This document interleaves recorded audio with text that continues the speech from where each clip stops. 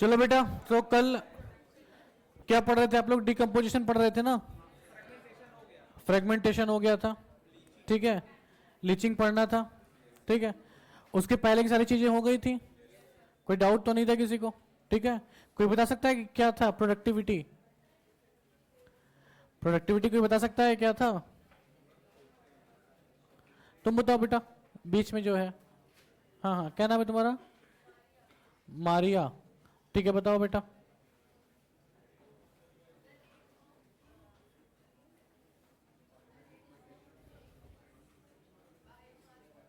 हाँ, biomass production. अच्छा, क्या डिफरेंस था जीपीपी और एनपीपी में?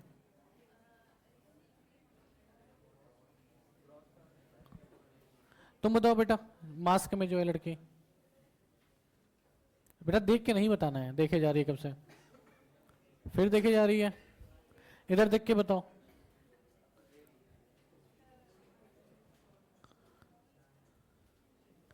जीपीपी और एनपीपी में क्या डिफरेंस है?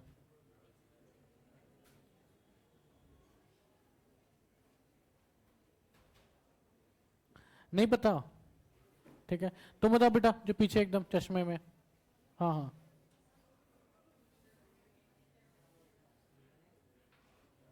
फुल फॉर्म क्या पहले ये बता दो। ग्रॉस, कोई बगल में बता रहा है क्या? हाँ, जीपीपी का मतलब क्या होता है? हाँ, वो फुल फॉर्म है। डेफिनेशन क्या था इसका?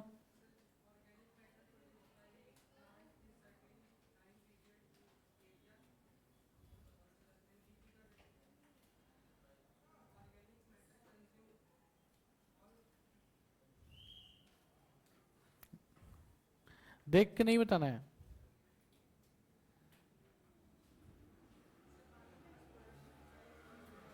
बेटा। एक मिनट, वो बाइक वाला जा रहा था, सुन नहीं पाया। हाँ, है ना।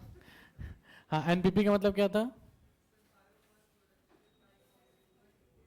By consumers. उसको क्या बोलते हैं? एनपीपी। गलत है।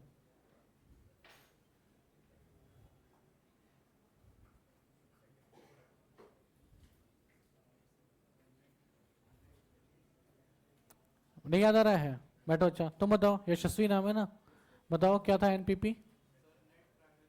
हाँ, क्या मतलब, कैसे डिफाइन करोगे इसको? R indicates for. अच्छा, प्राइमरी प्रोडक्टिविटी को किस यूनिट में मेजर करते हैं?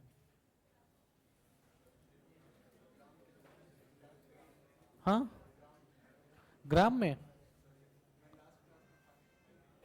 अच्छा, आए नहीं थे, चलो ठीक है, चलो बैठो। और कौन कौन आया था? तुम बताओ बेटा, मांडवी नाम है ना इसका, बताओ। यूनिट क्या था प्राइमरी प्रोडक्टिविटी का?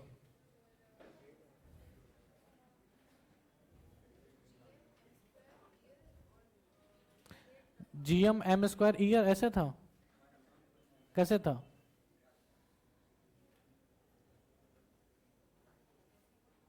ऐसे ही तो था, कैसे था बताओ, ऐसा तो नहीं था।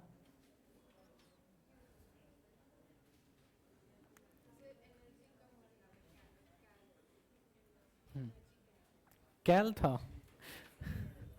तो उसको कैल बोलेंगे? हाँ, कैलोरीज। अच्छा, हाँ बेटा रुक जाओ, उसको बताने दो, तुम्हारा भी नंबर आएगा, क्यों टेंशन ले रही हो? हाँ हाँ, बताओ बेटा, एनर्जी के टर्म्स में होगा तो कैल होगा, फिर और? बस इतना ही, बस कैल।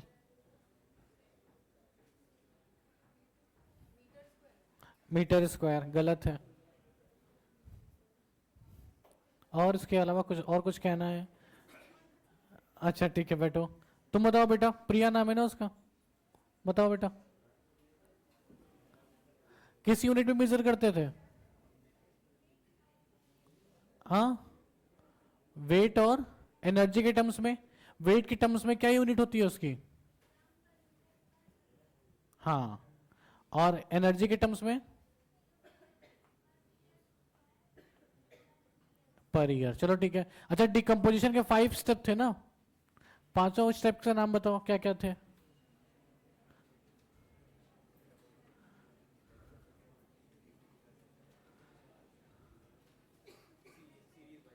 हाँ फ्रेगमेंटेशन,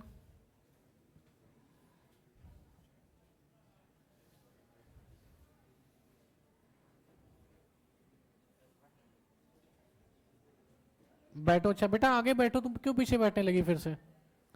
तुम तो आगे बैठना शुरू कर दी थी। आगे सीट पूरी खाली है, तुम लोग पीछे बैठते हो।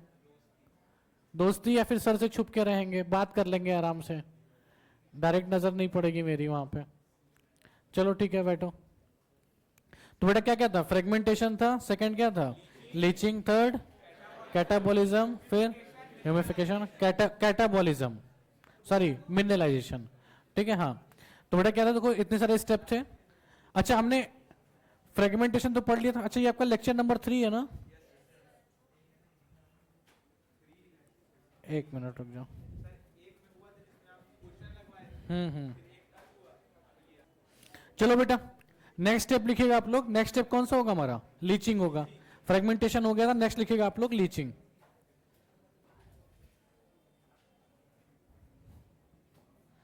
नेक्स्ट लिखना बेटा आप लोग लीचिंग।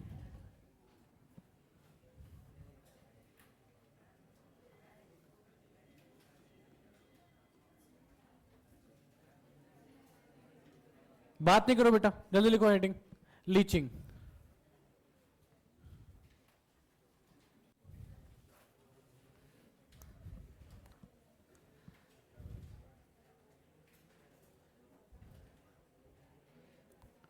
देखो बेटा एक बात समझना, जैसे मान लो हमने ये बताया था कि मान लो बेटा ये क्या है, ये हमारा एक सॉइल सरफेस है, ठीक है।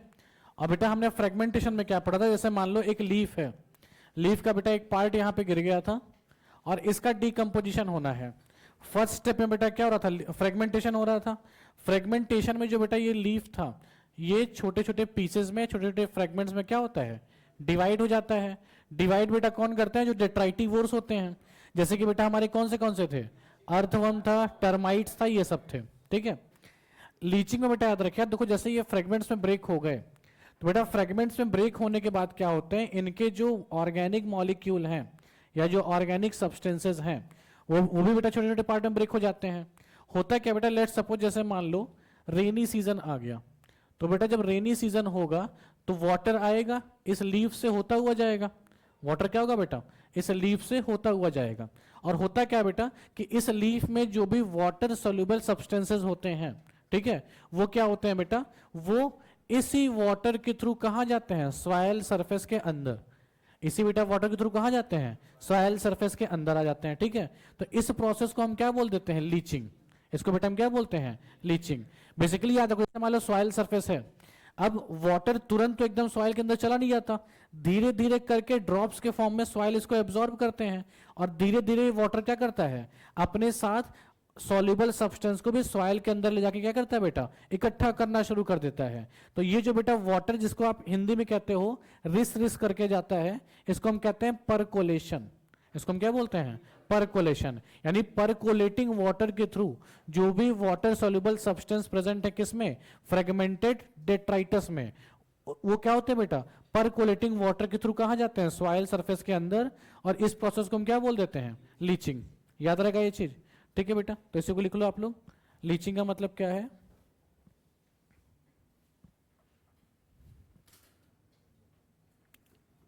आप कह सकते हो बेटा कि transfer of water soluble substance of fragment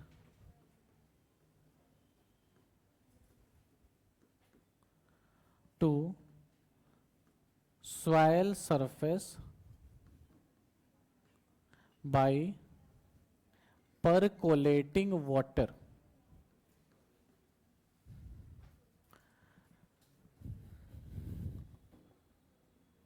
Percolating water.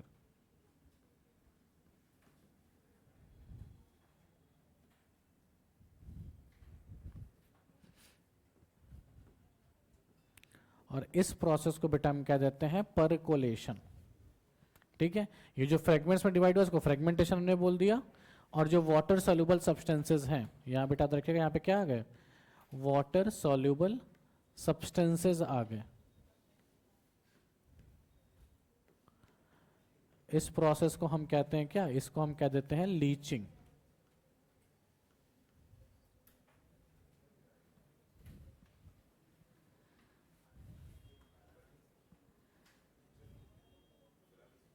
नहीं नहीं नहीं, बस समझने के लिए था ऐसे।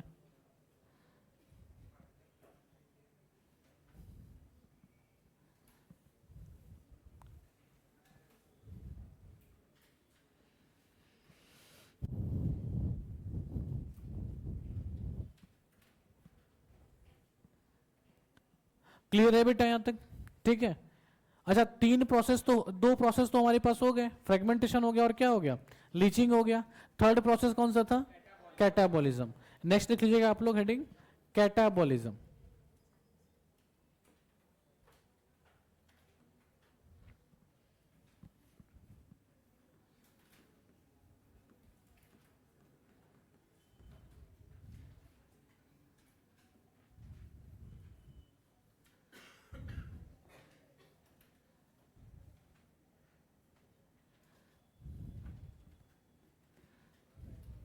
नेक्स्ट लिखिएगा बेटा कैटाबॉलिज्म। क्लियर है यहां तक?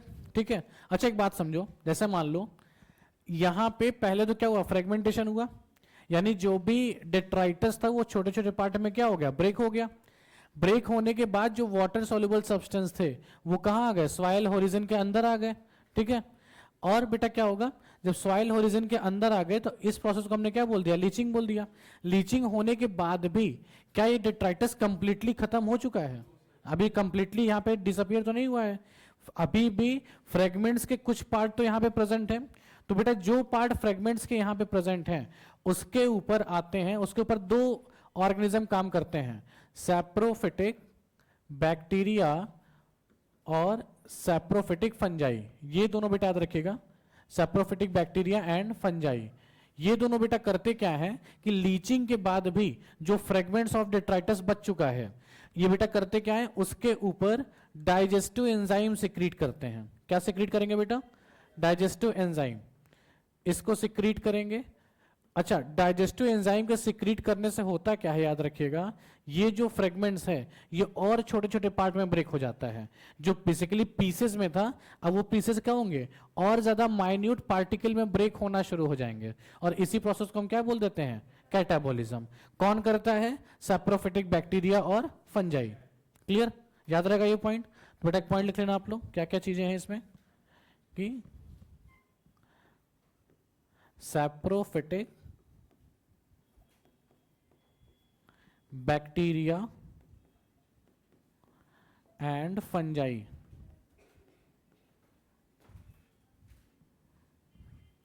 secretes digestive enzyme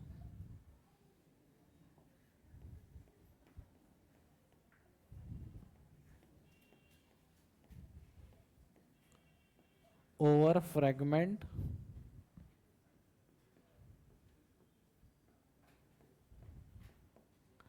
and breaks into small fragments या pieces कह सकते हो।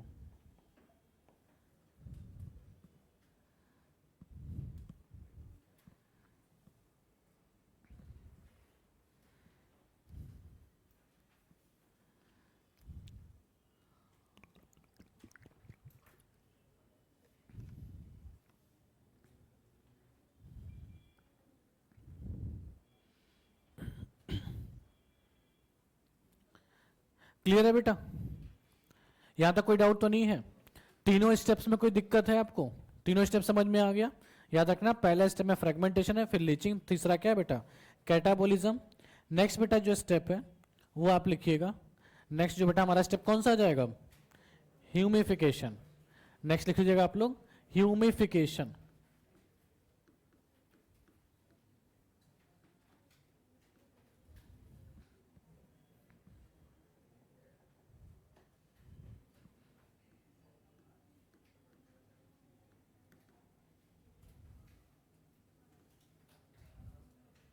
ह्यूमिफिकेशन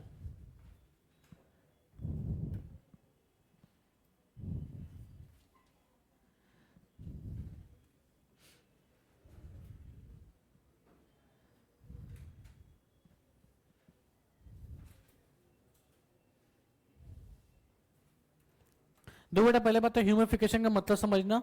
ह्यूमिफिकेशन का बेटा मतलब सिंपल सा ये है कि जो भी फ्रेगमेंट्स बचे हैं उन फ्रेगमेंट से जो भी ह्यूमस बनता है उस प्रोसेस को हम क्या बोल देते हैं, ह्यूमिफिकेशन। ठीक है, एक अगर डेफिनेशन की बात करें तो इसका बेटा मतलब याद रखिएगा ये क्या है कि process of formation of humus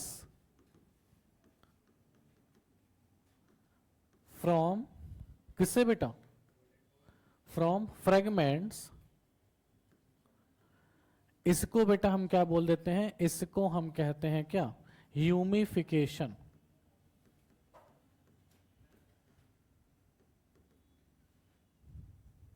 जो ह्यूमस के बनने का प्रोसेस है इसी को हम क्या बोल देते हैं, ह्यूमिफिकेशन। ठीक है,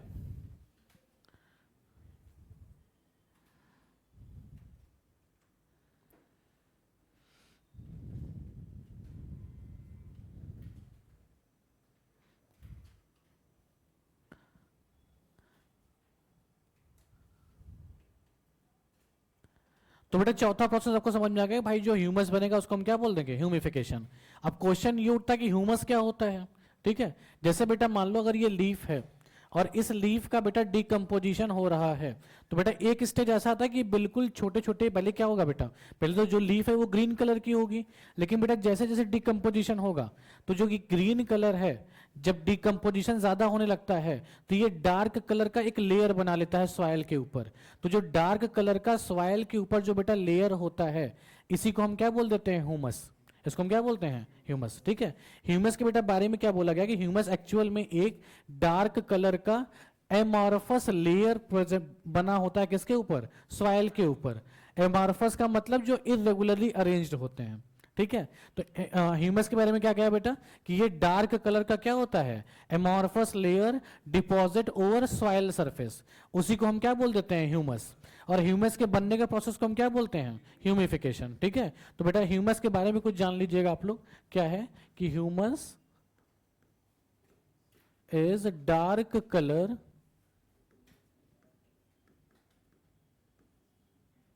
amorphous substance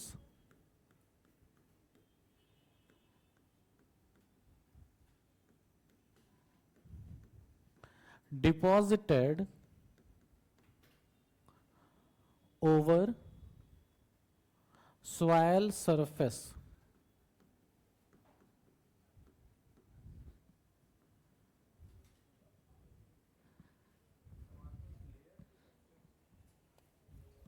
एमॉर्फस सब्सटेंस कह सकते हो।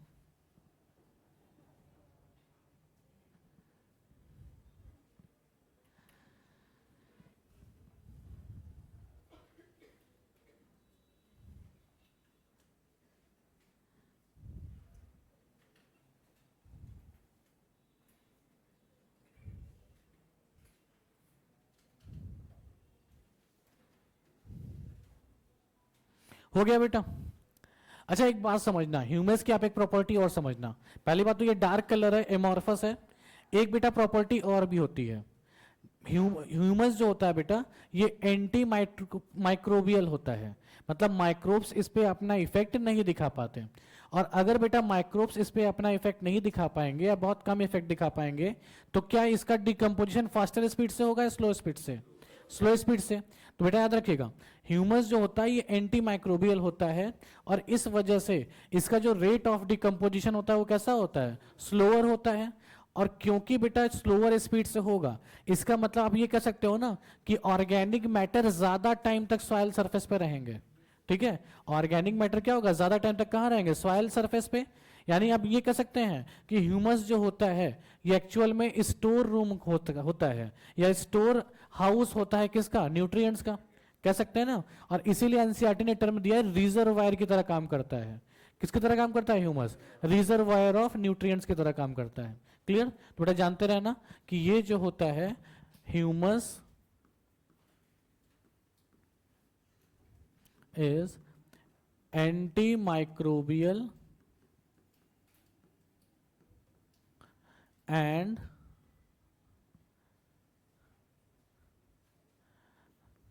the rate of decomposition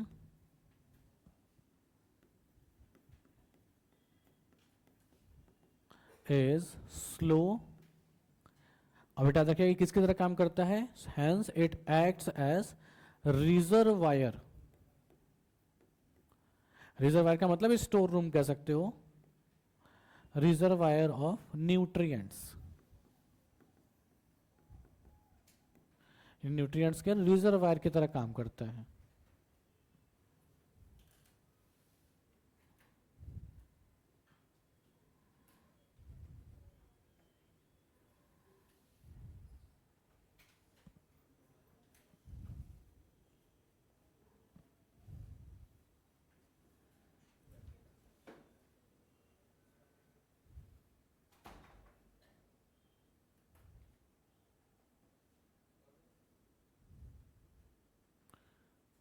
clear, clear है बेटा, ठीक है। चलो ह्यूमिफिकेशन समझ में आ गया आपको, ठीक है। ये बेटा किसकी तरह काम करता है, रिजर्वायर ऑफ न्यूट्रिएंट्स की तरह काम करता है। चीजें क्लियर हैं यहां तक, ह्यूमिफिकेशन समझ में आ गया। देखो ह्यूमिफिकेशन का मतलब क्या है, फॉर्मेशन ऑफ ह्यूमस। जो फ्रेगमेंट्स था उससे ह्यूमस बन गया, उसको हमने क्या बोल दिया, ह्यूमिफिकेशन। ह्यूमस का मतलब क्या होता है, ह्यूमस सॉइल के ऊपर डार्क कलर की लेयर होती है एमॉर्फस सी, जो इरेगुलरली अरेंज होता है उसको एमॉर्फस कह देते हैं। एमॉर्फस सी लेयर होती है। और ह्यूमस की खासियत ये है कि ह्यूमस का डिकम्पोजिशन बहुत स्लो स्पीड से होता है। तो अगर स्लो स्पीड से होगा तो ज्यादा टाइम तक ऑर्गेनिक मैटर प्रेजेंट रहेंगे सॉइल के ऊपर। यानी हम ये कह सकते हैं कि किसकी तरह काम करता है, रिजर्वायर की तरह काम करता है, स्टोर या स्टोरेज का काम करता है न्यूट्रिएंट्स का। क्लियर, कोई डाउट? हाँ, जो वाटर सोल्यूबल थे, और जरूरी नहीं है कि हमेशा पानी ही बरस रहा है, ठीक है। मान के चलो अभी तो बेसिकली रेनी सीजन है, रेनी सीजन नहीं होगा तो क्या डिकम्पोजिशन नहीं होगा, तब भी होगा, लेकिन अब वो सॉइल सरफेस के ऊपर ही डिकम्पोजिशन होगा। तो ह्यूमस, हाँ हाँ, और स्लो होगा। तो ह्यूमस बेसिकली वो है कि जो सॉइल सरफेस के ऊपर बन रहा है, वाटर के थ्रू जो वाटर सॉल्युबल थे वो चले गए तो वो लीचिंग के थ्रू चले गए, लेकिन उसके बाद भी तो कुछ बचे रहेंगे, या अगर नहीं भी गए तो जो बचे रहेंगे उनमें ये सारा मैकेनिज्म होगा। क्लियर? तो बेटा यहां तक चीजें समझ में आ गई आपको, ह्यूमिफिकेशन वगैरह, ठीक है। अब बेटा लास्ट स्टेप कौन सा बचा था, मिनरलाइजेशन। लास्ट क्या बचा था बेटा, मिनरलाइजेशन।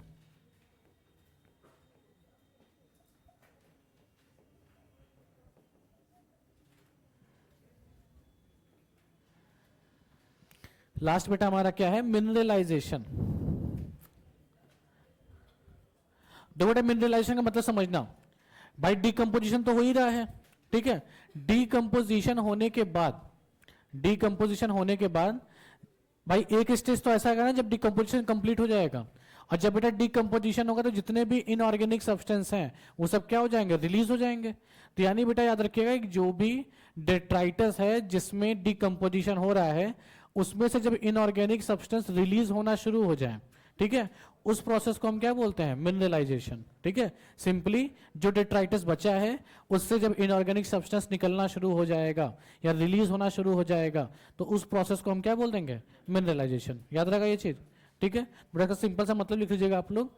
मिनरलाइजेशन का मतलब क्या होता है, release of inorganic substances,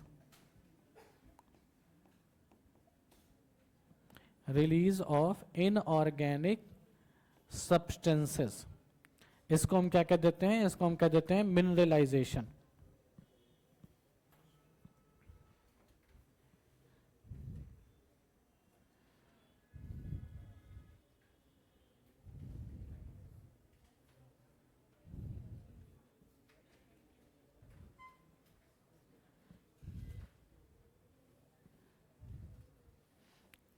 clear है बेटा, सारे स्टेप समझ में आ गए आपको। क्या था, फ्रेगमेंटेशन समझ में आ गया, लीचिंग भी समझ में आ गया, कैटाबॉलिज्म, फिर बेटा क्या था, ह्यूमिफिकेशन, लास्ट में क्या था हमारा, मिनरलाइजेशन। सारे स्टेप समझ में आ गए आपको। बेटा देखो एनसीईआरटी में एक ऐसा डायग्राम दिया होगा जो बेसिकली न्यूट्रिएंट साइकिलिंग, या फिर आप ये कह सकते हो कि ये बेसिकली एक तरीके से डीकम्पोजिशन को बता रहा है। जैसे देखो बेटा क्या है, मान लो प्लांट से कोई एक ग्रीन लीफ कहाँ आ गया, ग्राउंड के ऊपर, तो बेटा सबसे पहले क्या होता है, फ्रेगमेंटेशन। तो जो भी टर्माइट्स वगैरह होते हैं, अर्थवर्म वगैरह, इसको बेटा क्या करेंगे, छोटे छोटे पार्ट में ब्रेक करेंगे। और जब बेटा छोटे छोटे पार्ट में ये ब्रेक हो गए तो कुछ जो केमिकल सब्सटेंस हैं वो क्या होंगे बेटा, लीचिंग के थ्रू कहाँ आ जाएंगे, सॉइल के पास, और सॉइल से फिर बेटा इसको कौन एब्जॉर्ब कर लेगा, प्लांट फिर से एब्जॉर्ब कर लेगा। तो एक साइकिल चल रही है, नहीं है। दूसरा बेटा एक पाथवे ये भी हो सकता है कि अगर ये फ्रेगमेंटेशन हो गया तो जो बेटा सेप्रोफिटिक फंजाई वगैरह हैं वो क्या करते हैं, वो बेसिकली इसको डिकम्पोज करके छोटे छोटे फ्रेगमेंट्स में फर्दर डिवाइड कर देते हैं। हमने लिखवाया भी था कि फंजाई और बैक्टीरिया बेटा क्या करते हैं, इसका कैटाबोलिज्म। याद रखिएगा, जब फ्रेगमेंट्स का कैटाबोलिज्म हो गया उसके बाद जो वेस्ट बच रहा है उस वेस्ट को हम कहते हैं लिटर। इसको हम क्या बोलते हैं, लिटर। अब ये बेटा लिटर कहाँ जाएगा, सॉइल के अंदर, या मान लो अर्थवर्म है, इन लिटर को बेटा कौन खाएगा, अर्थवर्म खाएगा। और अर्थवर्म या बैक्टीरिया फंजाई जो भी हैं वो सब बेटा क्या करेंगे, इन लीटर्स को खाएंगे। फिर से कहाँ होगा, ये सब सॉइल के अंदर आएंगे और सॉइल से बेटा फिर कौन एब्जॉर्ब कर लेगा, इसको प्लांट एब्जॉर्ब कर लेगा। तो इस तरीके से बेटा पूरी की पूरी ये साइकिल चलती रहती है। क्लियर है यहाँ तक, कोई डाउट तो नहीं है। जो आप कह सकते हो कि डिकम्पोजिशन का पूरा मेथड था वो समझ में आ गया। ये इकोलॉजी का सेकंड फंक्शन था। फर्स्ट क्या था बेटा, प्रोडक्टिविटी, सेकंड क्या था, डिकम्पोजिशन। यहां तक चीजें क्लियर हैं, ठीक है। एक बेटा बात याद रखिएगा, एक्चुअल में जो डिकम्पोजिशन है ये कुछ फैक्टर्स पे डिपेंड करता है, ठीक है। तो बेटा उन फैक्टर्स के बारे में पढ़ लेते हैं। हेडिंग करिएगा, factors affecting decomposition. Factors affecting decomposition.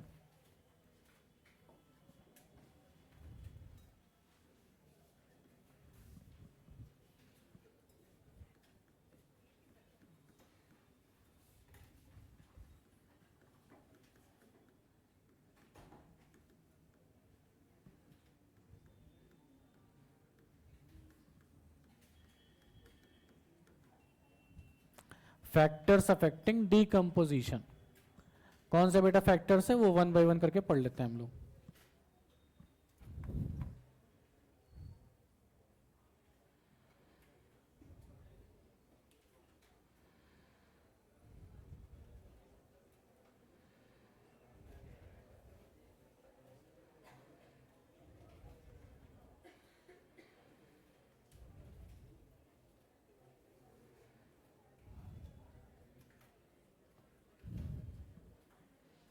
देखो बेटा जैसे फैक्टर्स अफेक्टिंग डिकम्पोजिशन।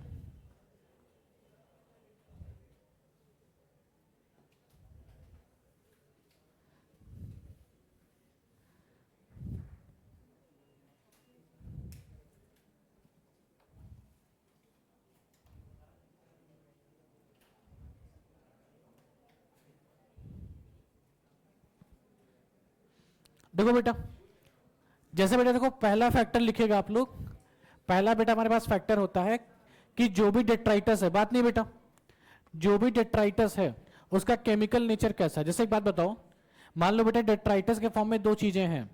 एक बेटा मान लो एक एनिमल बॉडी और एक लीफ है, ठीक है। दोनों में से किसका डिकम्पोजिशन फास्टर स्पीड से होगा, लीफ का, ठीक है। तो यानी बेटा कुछ ना कुछ तो फैक्टर डिसाइड करता होगा डिकम्पोजिशन को। तो बेटा पहला फैक्टर लिखेगा आप लोग। पहला फैक्टर है हमारे पास केमिकल नेचर कैसा है, केमिकल नेचर और किसका, डेट्राइटस का। Chemical nature of detritus.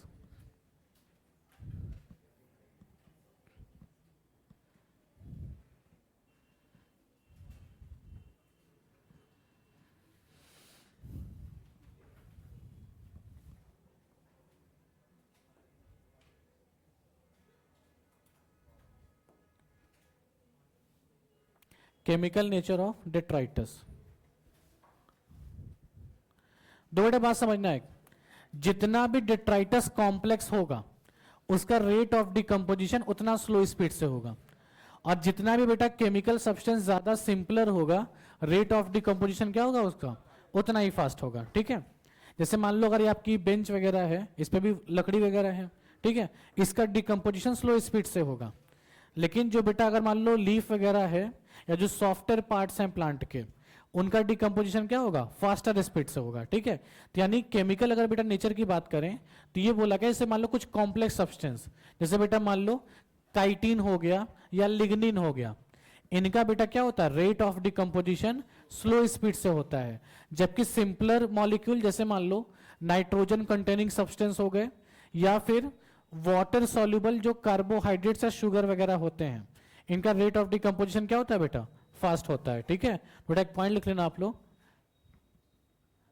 कि rate of decomposition is slow if the detritus consists of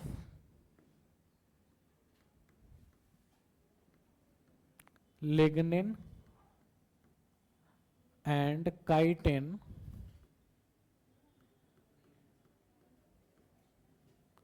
while it is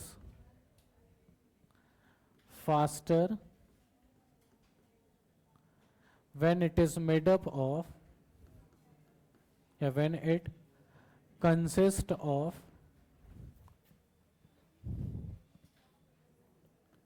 nitrogen containing substances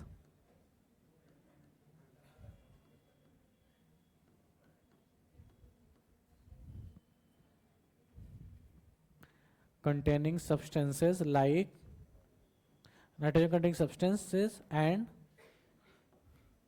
water soluble carbohydrates.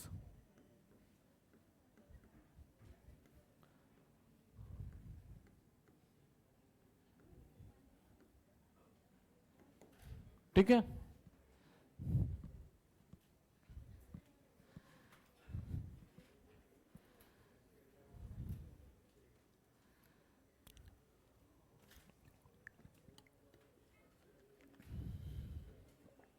बात नहीं बेटा, बात नहीं करो।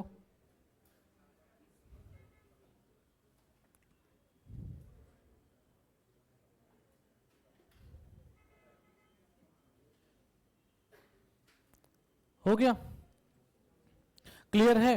यानी बेटा अगर सिंपल मॉलिक्यूल है तो रेट ऑफ डिकम्पोजिशन ऑब्वियस सी बात है स्लो होगा, और अगर सॉरी कॉम्प्लेक्स सब्सटेंस है तो रेट ऑफ डिकम्पोजिशन क्या हो जाएगा बेटा, फास्ट हो जाएगा। सॉरी मैंने क्या बोला, अगर कॉम्प्लेक्स है तो रेट ऑफ डिकम्पोजिशन स्लो हो जाएगा, और अगर सिंपल है तो रेट ऑफ डिकम्पोजिशन क्या होगा बेटा, फास्ट हो जाएगा। क्लियर, ठीक है। तो बेटा केमिकल नेचर समझ में आ गया। अच्छा इसके अलावा बेटा याद रखिएगा और भी कुछ सारे फैक्टर्स होते हैं, जैसे मान लो बेटा एक एक लाइन में केवल लिखते हैं। एक जैसे बेटा हो गया टेम्परेचर, टेम्परेचर भी बेटा याद रखिएगा, जैसे मेनली अगर 25 डिग्री सेंटीग्रेड टेम्परेचर है उस कंडीशन में रेट ऑफ डिकम्पोजिशन मैक्सिमम होता है। ठीक है, टेम्परेचर अगर बहुत लो हो गया तो भले ही कितना भी डेट्राइटस हो, कितना भी वहां पे बेटा क्या उसका केमिकल नेचर सॉफ्ट हो, लेकिन उसका रेट ऑफ डिकम्पोजिशन क्या होगा, स्लो होगा। ठीक है, अच्छा याद रखिएगा टेम्परेचर तो है ही बेटा, इसके अलावा मॉइस्चर भी चाहिए होता है। सफिशियंट अमाउंट में अगर मॉइस्चर है तो भी रेट ऑफ डिकम्पोजिशन क्या होगा, फास्ट होगा। इसके अलावा बेटा याद रखिएगा, इसके अलावा बेटा एरेशन, एरेशन भी चाहिए होता है, यानी प्रॉपर अमाउंट में हमें एयर भी चाहिए। ठीक है, अगर रेट ऑफ डिकम्पोजिशन देखेंगे फास्ट करना है तो बेटा हमें ठीक ठाक अमाउंट में और क्या चाहिए, एयर का भी अमाउंट होना चाहिए। अगर एनएरोबिक एनवायरनमेंट रहा तो उस कंडीशन में भी रेट ऑफ डिकम्पोजिशन क्या हो जाएगा, स्लो हो जाएगा।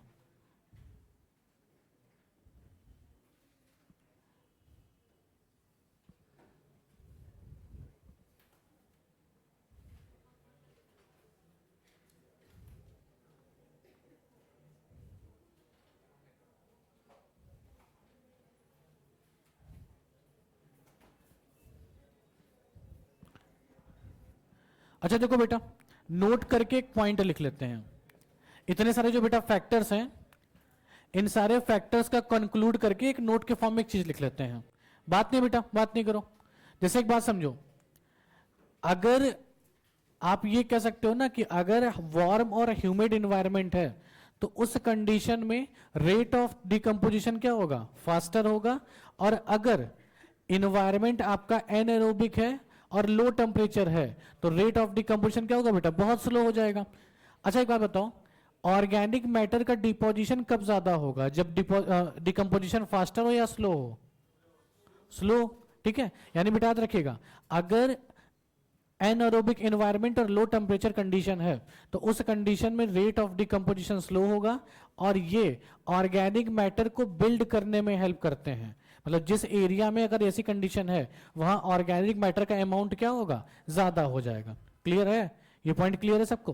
तो याद रखिएगा, नोट करके एक पॉइंट लिखिएगा कि वार्म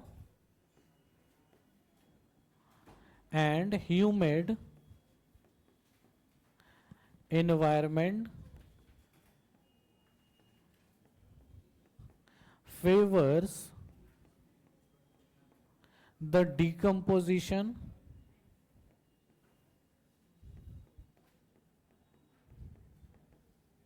while anaerobic को बेटा लिखा है anaeroboisis,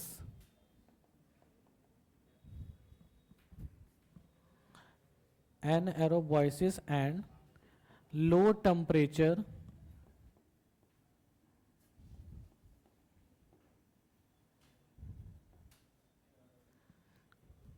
decreases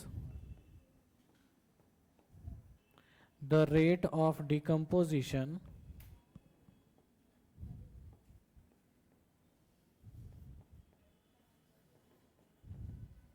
which helps to build up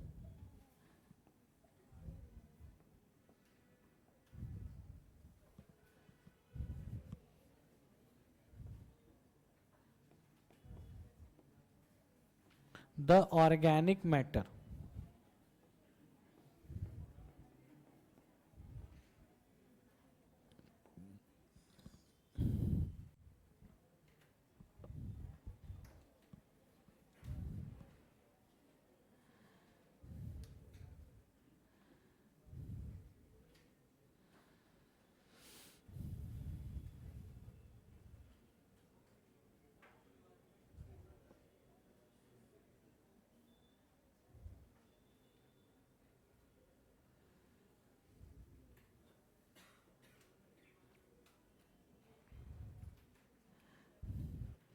clear है बेटा?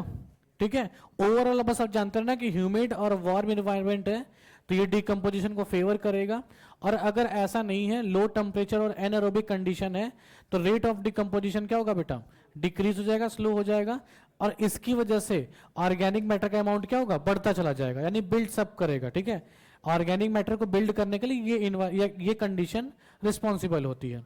यहां तक चीजें क्लियर हैं? यहां तक बेटा कोई डाउट तो नहीं है? तो जो सेकेंड फंक्शन था डीकंपोजिशन वाला, वो सारा समझ में आ गया आपको, स्टेप समझ में आ गए और फैक्टर समझ में आ गए। आई थिंक यहां तक तो कोई डाउट नहीं है किसी को। ठीक है, चलिए बेटा आगे बढ़ते हैं। आगे थर्ड बेटा फंक्शन क्या था? थर्ड क्या था? Energy flow. नेक्स्ट हेडिंग करिएगा आप लोग, एनर्जी फ्लो।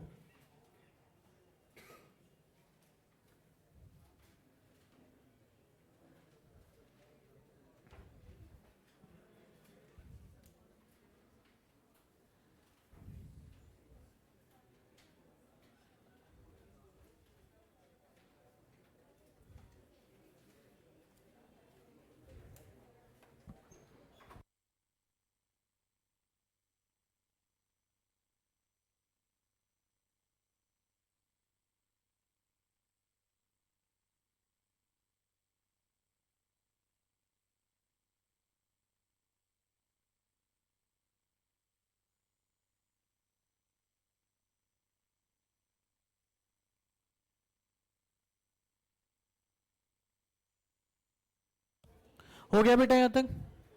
अच्छा एक बात बताओ, जैसे आप लोग अभी पढ़ने आते हो 6:30 से 6:15 तक पढ़ते हो, उसके बाद फिर आपको भूख लग जाती है ना भाई? क्लास में जब गए पता तो भूख लग जाती है, चले जाते हो कैंटीन वाले के पास।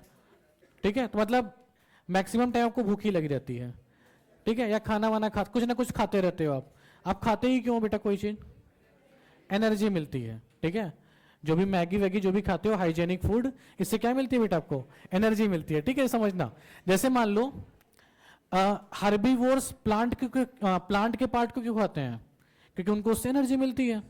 और कॉर्निवोर्स हर्बीवोर्स को क्यों बेटा क्या खाते हैं? क्योंकि उनको भी उससे एनर्जी मिलती है। यानी अब एक बात समझ रहे हो कि एनर्जी एक ट्रॉफिक लेवल से दूसरे ट्रॉफिक लेवल पे क्या होती है बेटा, ट्रांसफर होती रहती है। जैसे मान लो अगर बेटा हम प्लांट की बात करें, मान लो लेट सपोज हम बात करते हैं प्रोड्यूसर की, तो बेटा प्रोड्यूसर को खाने का काम कौन करता है, हर्बीवोर्स। इसको बेटा कौन खाता है, हर्बीवोर्स। और हर्बीवोर्स को खाने का काम कौन करता है, कॉर्निवोर्स। अब बेटा जो ये हर ट्रॉफिक लेवल पे लोग एक दूसरे को खा रहे हैं, इनका सिंपल से बस इतना पर्पस है कि भाई इनको एनर्जी चाहिए। तो कहीं ना कहीं बेटा क्या होता है, इस ट्रॉफिक लेवल से दूसरे ट्रॉफिक लेवल पे और दूसरे ट्रॉफिक लेवल से क्या होता है, तीसरे ट्रॉफिक लेवल पे एनर्जी का ट्रांसफर हो रहा होता है। ठीक है, हर ट्रैफिक लेवल बेटा क्या हो रहा है, एनर्जी का ट्रांसफर हो रहा है। और इसी मैकेनिज्म को हम कहते हैं एनर्जी फ्लो। इसे हम क्या बोलते हैं, एनर्जी फ्लो। ठीक है, तो अगर बेटा एनर्जी फ्लो की डेफिनेशन लिखनी होगी तो सिंपली हम क्या लिख सकते हैं, इसका बेटा मतलब लिखेगा कि ट्रांसफर ऑफ एनर्जी, बात ही नहीं बेटा, from one trophic level to another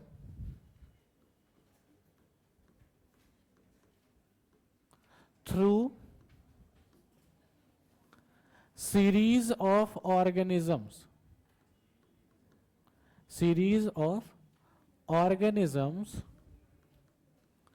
इसी को बेटा हम क्या बोलते हैं, इसी को हम कह देते हैं एनर्जी फ्लो। लिखो जल्दी से।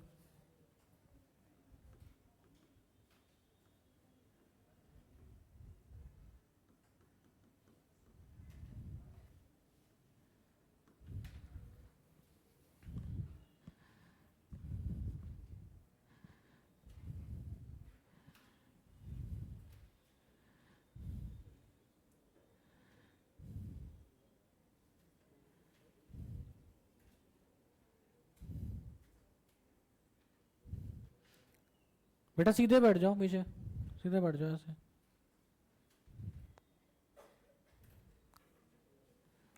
क्लियर है यहां तक? लिख लो पहले जल्दी से।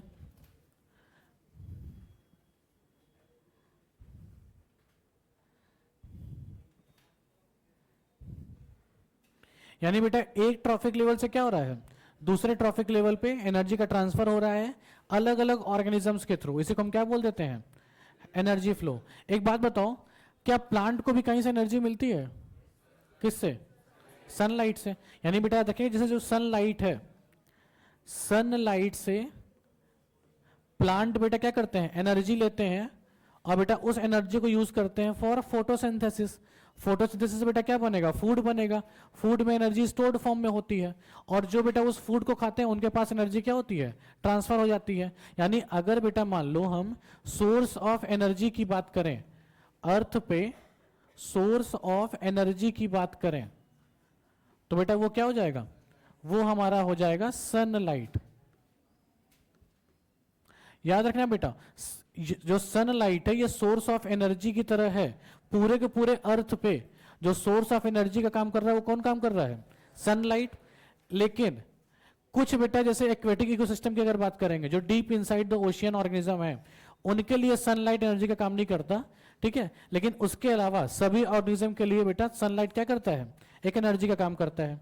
अच्छा एक बात बताओ, आपने जैसे पढ़ा कि सनलाइट में क्या होता है बेटा, अलग अलग रेडिएशंस की लाइट होती है।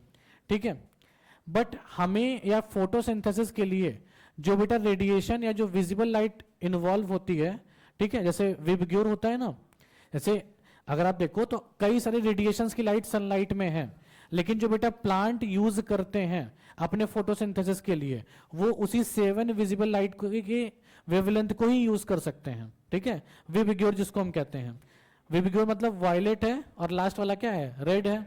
ठीक है, विबग्योर में वायलेट की वेवलेंथ सबसे कम होती है और रेड की क्या होती है बेटा, सबसे ज्यादा होती है। और वायलेट से जो कम वेवलेंथ वाली रेडिएशन होती है उसको हम अल्ट्रा वायलेट कहते हैं, और जो रेड से ज्यादा उसको हम क्या बोलते हैं, फार रेड कहते हैं। ठीक है, इंफ्रा रेड फार रेड दोनों। ठीक है, तो मतलब वही दोनों कह सकते हैं। तो यानी बेटा जो भी फोटोसिंथेसिस होगा वो इसी विबग्योर वाले रीजन में होता है। ठीक है, और इसीलिए बेटा जो ये विबग्योर वाला रीजन है, इसको हम क्या देते हैं, पार। इसको हम क्या बोलते हैं, पार। पार का full form photosynthetic active radiation. उसको बेटा हम क्या बोलते हैं, पार, यानी कि फोटोसिंथेटिक एक्टिव रेडिएशन। तो एक बार फिर से समझना कि पूरे के पूरे सनलाइट फोटोसिंथेसिस में इन्वॉल्व नहीं हो सकते। उसका जो बेटा ये विबग्योर वाला रीजन है, केवल यही क्या होता है, फोटोसिंथेसिस में पार्टिसिपेट कर सकता है। और इसी बेटा इस पूरे रेंज ऑफ लाइट को हम क्या बोल देते हैं, पार। फुल फॉर्म क्या है इसका, फोटोसिंथेटिक एक्टिव रेडिएशन। एक बात याद रखिएगा कि पूरे के पूरे सनलाइट का 50% पार्ट बना होता है पार से। ठीक है, जो बेटा पूरे के पूरे सनलाइट का 50% पार्ट किसका बना होता है, पार का। क्लियर है, तो बेटा याद रखिएगा, जैसे मान लो ये पूरा 50% ये सनलाइट है, इसका जो बेटा 50% पार्ट होगा, याद रखिएगा 50% पार्ट कंसिस्ट ऑफ पार। पार का बेटा फुल फॉर्म याद रखिएगा, इसका मतलब होता है फोटोसिंथेटिक एक्टिव रेडिएशन।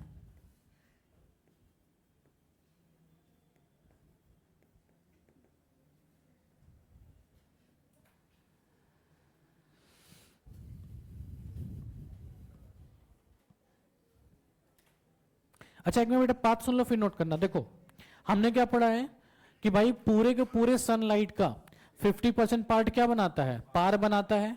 पार पूरे सनलाइट का 50% का पार्ट है।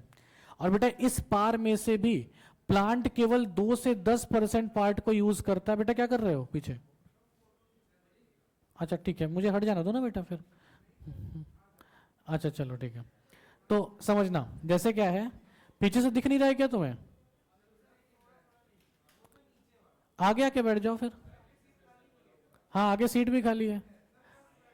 अच्छा ठीक है चलो कल से बैठ जाएगा, बोल रहा है कल से तो यार छुट्टी है, हैं? ठीक है कोई नहीं मैं बैठा लूंगा, कोई दिक्कत नहीं है। चलो ठीक है, रक्षाबंधन के बाद बैठ जाएगा आके, ठीक है। हाँ चलो इतना लंबा मत बना दो भाई, दिवाली तक तुम लोग का सिलेबस ही खत्म हो जाएगा। है आपको लग ही रहा है अगले महीने खत्म ही हो जाएगा सब सिलेबस, बॉटनी का हो ही जाएगा, ठीक है। बाकी देखते हैं आगे, चलो। अच्छा एक बात समझना बेटा, देखो फिर से एक पॉइंट समझ लेना जो सबसे इंपॉर्टेंट पॉइंट है कि क्वेश्चन आपको कैसे घुमा सकता है उससे। बेटा बात नहीं करो, इधर देखो पहले, टोटल सनलाइट का बेटा कितना परसेंट पार का बना हुआ है, 50%। इस 50% में से भी प्लांट केवल 2 से 10% सनलाइट को यूज करता है फोटोसिंथेसिस के लिए।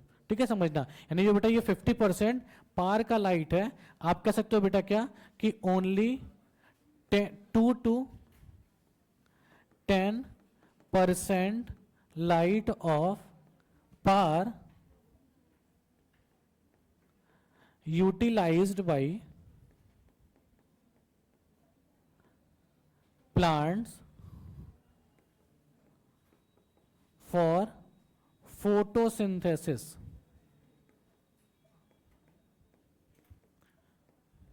अच्छा एक मिनट बेटा बात सुन लो मेरी, फिर आप लोग लिखना है इसको। देखो क्वेश्चन कैसे आपको घुमाता है, हम ये कह रहे हैं कि टोटल सनलाइट का 50% पार्ट क्या है, पार का है। और उस पार का भी 2 से 10% पार्ट क्या किसमें इन्वॉल्व हो रहा है, फोटोसिंथेसिस में। यानी हम ये कह सकते हैं कि टोटल सनलाइट का 1 से 5% पार्ट यूज होता है फोटोसिंथेसिस में। कह सकते हैं ना इस पॉइंट को, कैलकुलेट कर पा रहे हैं ना उस चीज को। तो क्वेश्चन कभी कभी ऐसे घुमा के दे देता है, तो आपको देखना है कि पार का परसेंटेज पूछ रहा है या फिर टोटल सनलाइट का। टोटल सनलाइट का पूछेगा तो क्या टिक करोगे आप लोग, 1 to 5%। और अगर पार का पूछेगा तो क्या टिक करोगे, 2 to 10%। ठीक है, लिखो जल्दी से इसको।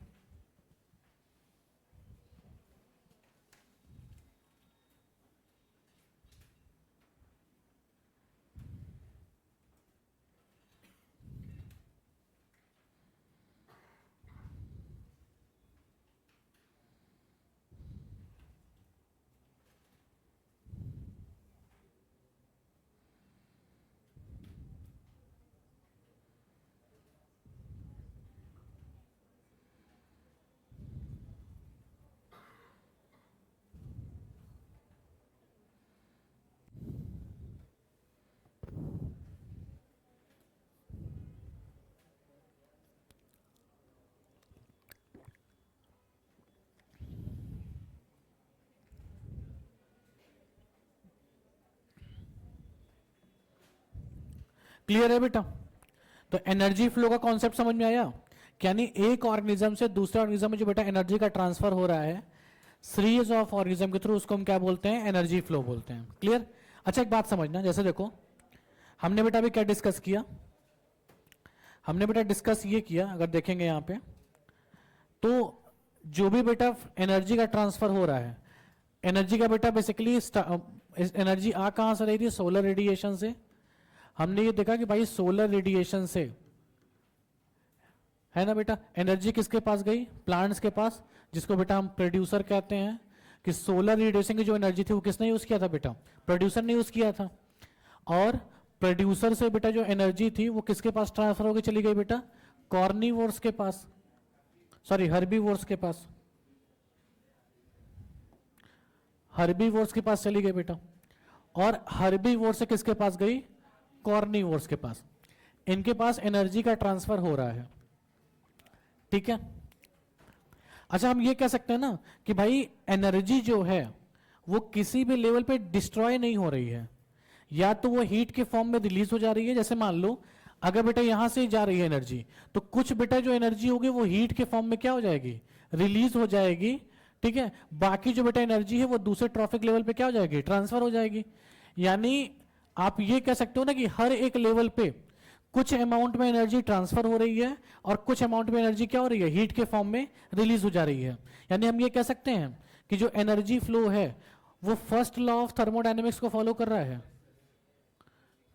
नहीं समझ में आया? देखो जैसे फर्स्ट लॉ ऑफ थर्मोडायनेमिक्स हमने क्या पढ़ा था कि energy can not be created nor be destroyed but it can transform from one form to another form, ठीक है। वैसे ही बेटा देखो क्या है, यह एनर्जी कहीं पे बनती हुई दिख रही है? बनती हुई कहां दिख रही है? हाँ, बनती हुई दिख नहीं रही है बेटा, न तो कहीं डिस्ट्रॉय हो रही है, बट हाँ एक फॉर्म से दूसरे फॉर्म में क्या हो रही है? कन्वर्ट होती चली जा रही है। तो यानी हम ये कह सकते हैं ना कि जो बेटा फ्लो ऑफ एनर्जी है ये सेकेंड लॉ ऑफ थर्मोडायनेमिक्स को फॉलो कर रहा है, ठीक है। तो बेटा एक पॉइंट लिखिएगा आप लोग कि सॉरी, हाँ फर्स्ट, सॉरी वो है ना कल से छुट्टी है तो आज से ही दिमाग हैंग ओवर होने लगता है उसका, ठीक है। तो कुछ नहीं, फिलहाल मेरे शब्दों पे भी ध्यान दो और इस पे भी, और क्या। हाँ भाई इतने दिन बाद छुट्टी मिल रही है, और क्या फिर है, छुट्टी का तो मजा ही कुछ और होता है, ठीक है। चलो इधर देखो, इधर देखो, बाकी आप लोग पढ़ाई करिएगा छुट्टी पे। मुझे पता है छुट्टी में पढ़ाई तो हो नहीं पाती आपसे, लेकिन कुछ भी करके हाँ कोशिश करके बेटा जो है पढ़ाई करना। आप लोग कैसे भी करके कोशिश करना, कोशिश बड़ी मुश्किल से हो पाती है, ठीक है। हाँ ये बात है, पढ़ाई वैसे भी तभी हो पाती है जब एग्जाम पास में होता है, ठीक है। क्योंकि दो ही वजहों से कोई चीज आप करते हो, या तो शौक से करते हो या तो प्रेशर में करते हो। पढ़ने का शौक तो है नहीं किसी को शायद, ठीक है। हाँ, और प्रेशर एग्जाम के टाइम के बाद पड़ेगा, ठीक है। चलो बात नहीं बेटा, इधर देखो क्या समझा रही है ये लड़की, क्या समझा रही थी उसको? ऐसे उंगली पे क्या समझा रही थी? अच्छा देखो इधर, तो अब समझना बेटा, बात नहीं करो बेटा, लिखो flow of energy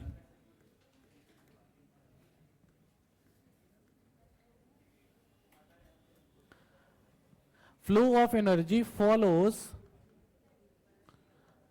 the first law, बात नहीं बेटा, first law of thermodynamics, that is energy neither be created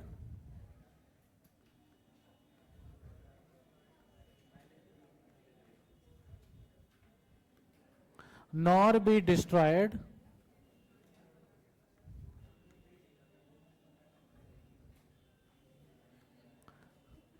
but it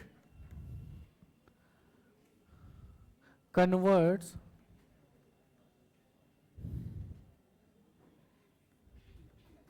from one form to another form.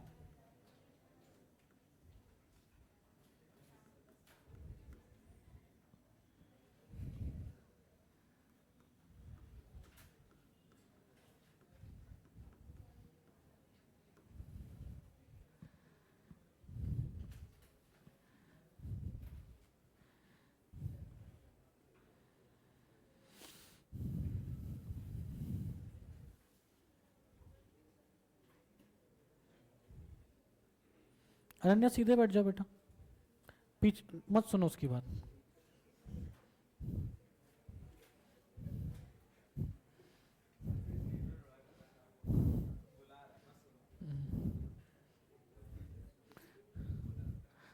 हाँ सुनने का नहीं, ठीक।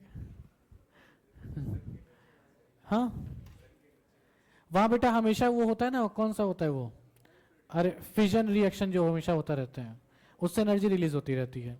अब वो फिजन क्यों होता है ये अभी तक मिस्ट्री बनी हुई है। वही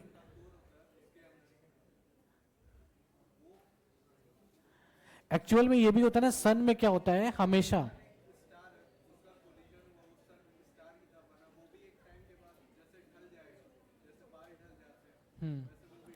और जैसे अभी क्या है ना, अभी एक्चुअल बात नहीं बेटा, एक्चुअल जैसे रीजन क्या है कि अभी भी उसमें हमेशा फिजन रिएक्शन होते रहते हैं। फिजन में क्या है बेटा, ब्रेक डाउन होता रहता है हमेशा, और जब ब्रेक डाउन होगा तो एनर्जी रिलीज होगी, तो वो एनर्जी बेसिकली हमें मिलती रहती है। हाँ वही है बेटा, मतलब ये सब तो अभी मिस्ट्री है, ये सब अभी मिस्ट्री है। अभी गया है ना सैटेलाइट सन पे, ठीक है, गया था ना कोई, क्या नाम था उसका,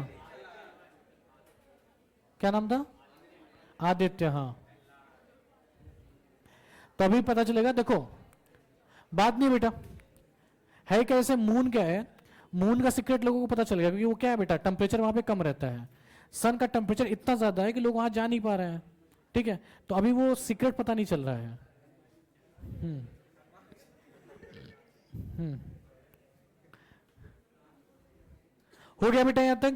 अच्छा एक बात बताओ, ये चीज तो क्लियर है ना कि जो फ्लो ऑफ एनर्जी है ये फर्स्ट लॉ ऑफ थर्मोडायनेमिक्स को फॉलो कर रहा है, ये चीज तो क्लियर है। क्या सेकंड लॉ ऑफ थर्मोडायनेमिक्स को भी फॉलो कर रहा है? जो यस सर बोला सब रीजन बताएंगे। हाँ।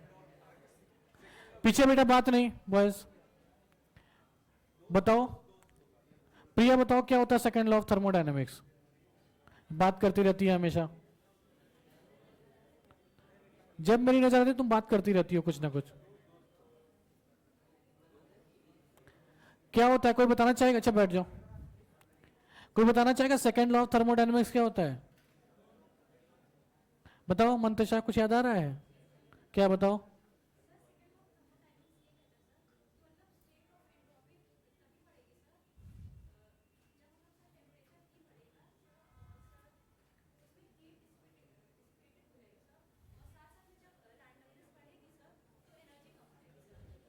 रैंडमनेस बढ़ेगी तो एनर्जी कम हो जाएगी, और हीट ज्यादा होगा तो एंट्रोपी बढ़ेगी। अगर मान के चलो सनलाइट ना होता तब तो हीट कम हो जाता, तो क्या उस टाइम पे एंट्रोपी नहीं बढ़ती? मान लो सनलाइट नहीं है तो प्लांट को फूड नहीं मिलेगा, प्लांट को फूड नहीं मिलेगा तो फ्रूट बनेगा नहीं, हर्बीवोर्स को फूड नहीं मिलेगा, और अगर हर्बीवोर्स को फूड नहीं मिला तो एंट्रोपी बढ़ेगी या घटेगी? बढ़ेगी ना बेटा, रैंडमनेस बढ़ जाएगी ना भाई। अगर फूड मिल ही नहीं रहा है तो इधर उधर भागेगा कि हमें को खाना दो भाई कहीं से, तो अगर इधर उधर भागेगा बेटा तो रैंडमनेस बढ़ गई, एंट्रोपी भी बढ़ गई। हाँ तो क्या बोल रही थी बताओ फिर? हाँ अच्छा ठीक है बेटा, और कोई ट्राई करना चाहेगा? हाँ बताओ।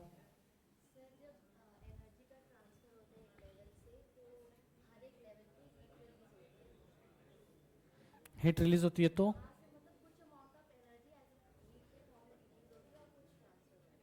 तो सेकेंड लॉ ऑफ थर्मोडायनेमिक्स क्या कहता है हमको? एंट्रोपी से रिलेट कुछ कहता है? अच्छा और कोई बताओ बेटा,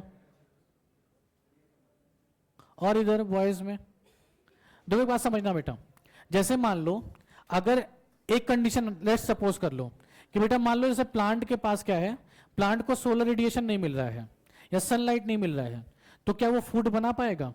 नहीं बना पाएगा। सनलाइट अगर नहीं मिला तो क्या वो फूड बना पाएगा? नहीं बना पाएगा। और अगर बेटा फूड नहीं बना पाएगा तो क्या हर्बीवोर्स को फूड मिल पाएगा? और अगर बेटा हर्बीवोर्स को फूड नहीं मिलेगा तो इधर उधर भागेंगे फिर फूड की तलाश में, अल्टीमेटली कॉर्निवोर्स का भी नंबर कम होगा, वो भी इधर उधर भागते फिरेंगे, फटाफट जो भी हर्बीवोर्स होगा उसको कंज्यूम करेंगे। यानी अगर बेटा हीट नहीं हुआ तो उस कंडीशन में डिग्री ऑफ रैंडमनेस क्या हो जाएगी, बढ़ जाएगी, यानी एंट्रोपी क्या होगी, बढ़ जाएगी। यानी अगर हमें एंट्रोपी को कंट्रोल करना है तो कांस्टेंट सप्लाई ऑफ एनर्जी देना पड़ेगा कहीं ना कहीं से। सेकेंड लॉ बेटा ये करता है कि एंट्रोपी को रेगुलेट करने के लिए हमें किसी भी मीडियम से कांस्टेंट एनर्जी की सप्लाई देती रहनी पड़ेगी। अगर वो कांस्टेंट एनर्जी की सप्लाई नहीं हो पाई तो एंट्रोपी क्या होगा, बढ़ना शुरू हो जाएगा। सेम चीज यहां भी है। अगर बेटा मान लो सोलर रेडिएशन नहीं मिला तो प्रोड्यूसर को फूड नहीं मिलेगा, इसको नहीं मिला तो बेटा इसको भी नहीं मिलेगा, और कार्निवोर्स को भी नहीं मिलेगा। और जब इन लोग को फूड नहीं मिलेगा, ठीक है, तो बेसिकली क्या करेंगे बेटा, ये अदर जगह से फूड सोर्स को ढूंढना शुरू कर देंगे, जो मिलेगा उसको खाना शुरू कर देंगे, ठीक है। और उस कंडीशन में क्या होगा, एंट्रोपी बहुत तेजी से बढ़ जाएगी। तो यानी हम ये कह सकते हैं कि constant supply of energy required to control entropy, ठीक है। तो यानी हम ये भी कह सकते हैं कि जो हमारा एनर्जी फ्लो है, ठीक है, या फ्लो ऑफ एनर्जी है, ये सेकंड लॉ ऑफ थर्मोडायनेमिक्स को भी फॉलो करता है, कह सकते हैं ना बेटा इसको, ठीक है। तो एक पॉइंट और लिख लो आप लोग कि flow of energy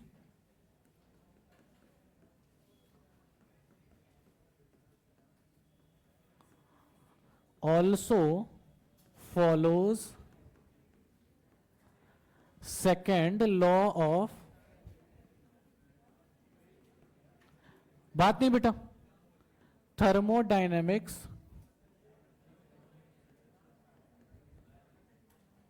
that is constant supply of energy required, बात नहीं करो भाई, energy required to control entropy.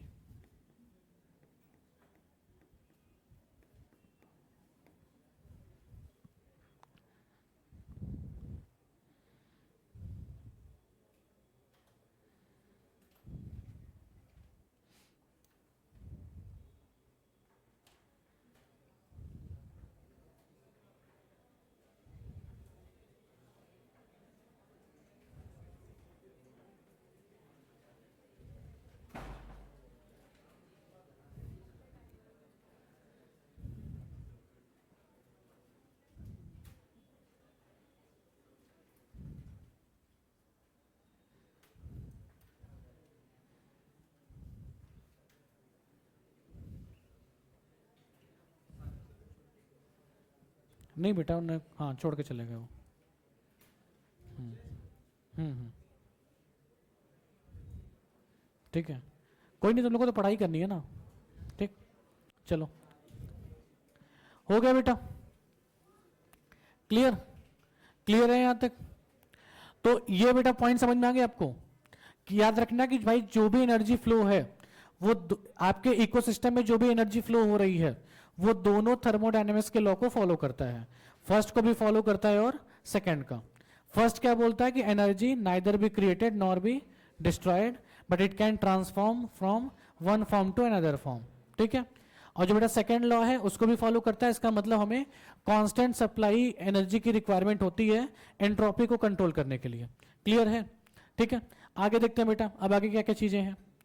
अब नेक्स्ट बेटा हेडिंग करिएगा आप लोग फूड चेन। नेक्स्ट बेटा हेडिंग करिएगा इसमें फूड चेन।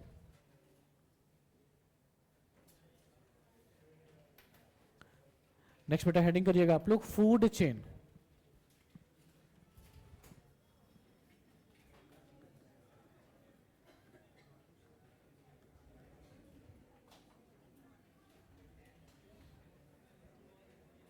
बात नहीं बेटा, बात नहीं करो, हेडिंग करिएगा फूड चेन।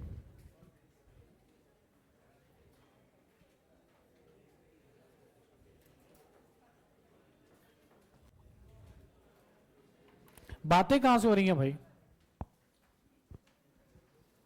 नेक्स्ट हेडिंग करो आप लोग food chain.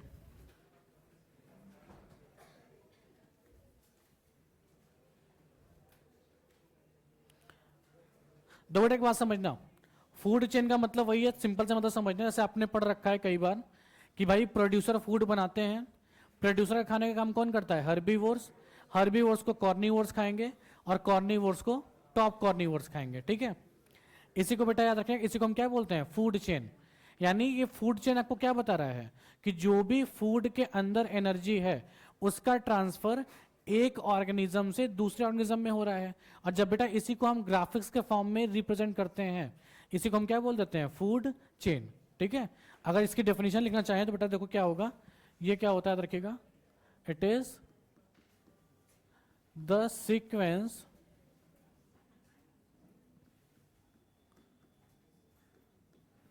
of living organism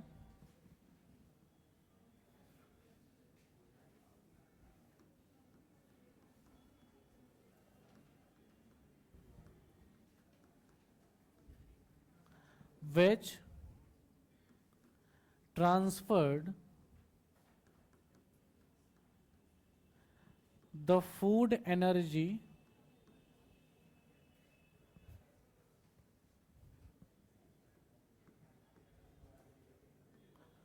from one organism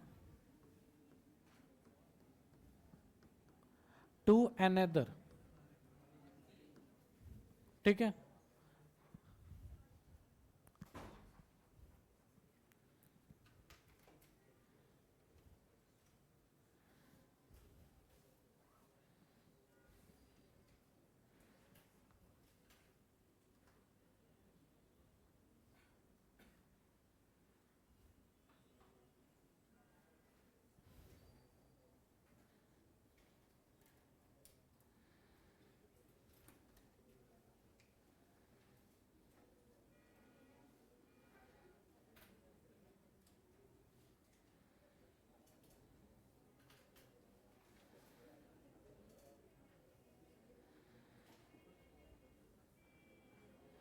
हो गया बेटा। अब बेटा को समझना है, जैसे मान लो अगर हम फूड चेन की बात करेंगे तो इसके बेटा कई सारे टाइप्स होते हैं। अगर हम टाइप्स की बात करें यहाँ पे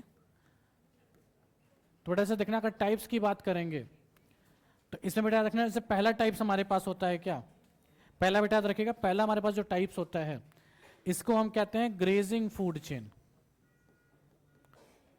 इसको हम क्या बोल देंगे, ग्रेजिंग फूड चेन। ध्यान से देखना बेटा, इसको शॉर्ट में जीएफसी भी कहते हैं, ग्रेजिंग फूड चेन की बात करेंगे। ठीक है, डेफिनेशन पर नहीं आते हैं, सीधा इस एग्जांपल पे आते हैं। देखो ऐसा क्या है,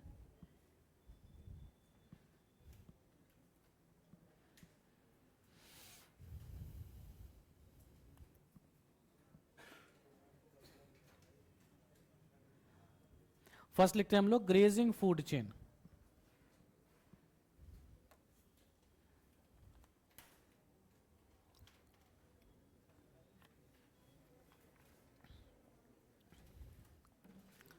अब देखो बेटा समझना, ग्रेजिंग फूड चेन आपको पता है कि कोई भी फूड चेन हो उसकी स्टार्टिंग कहां से होगी, प्रोड्यूसर से। कोई भी जो बेटा फूड चेन होगा उसकी स्टार्टिंग कहां से होगी, प्रोड्यूसर से, खत्म होगी टॉप कॉर्निवोर्स पे। ठीक है, जैसे बेटा मान लो अगर एक एग्जांपल लेके चलें ग्रेजिंग फूड चेन का, जैसे बेटा मान लो ग्रासेस हैं, तो ग्रासेस को खाने वाले होते हैं कौन, ग्रास हॉपर। ठीक है, अदर ऑर्गेनिज्म भी होते हैं बट मान लो हम ग्रास हॉपर को ले चल रहे हैं बेटा। ठीक है, ग्रासेस को बेटा कौन खाता है, ग्रास हॉपर। यानी ग्रासेस के पास जो भी फूड एनर्जी थी वो ट्रांसफर होकर कहां पहुंच गई, ग्रास हॉपर के पास। ठीक है, ग्रास हॉपर को खाने का काम करते हैं बेटा फ्रॉग। इसको बेटा खाने का काम कौन करता है, फ्रॉग। फ्रॉग को बेटा खाने का काम करते हैं मोस्ट क्यूट एनिमल, स्नेक। ठीक है, और इसके अलावा बेटा याद रखिएगा, स्नेक को भी जो खाने का काम करते हैं वो कौन करता है बेटा, नहीं भाई चाइनीज नहीं, हाँ वो तो मतलब किसी फूड चेन में भी एडजस्ट हो सकते हैं वो। ठीक है, हाँ तो स्पेसिफिकली कोई पोजीशन उनको मत दीजिएगा, वो कहीं भी फिट हो सकते हैं। ठीक है, रजनीकांत है वो, क्लियर।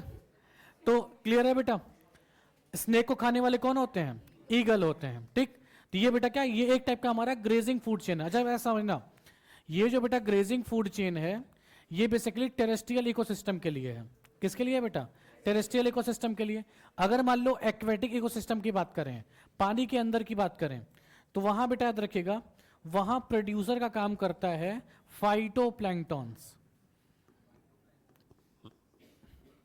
कौन करेगा बेटा, फाइटोप्लैंक्टॉन्स।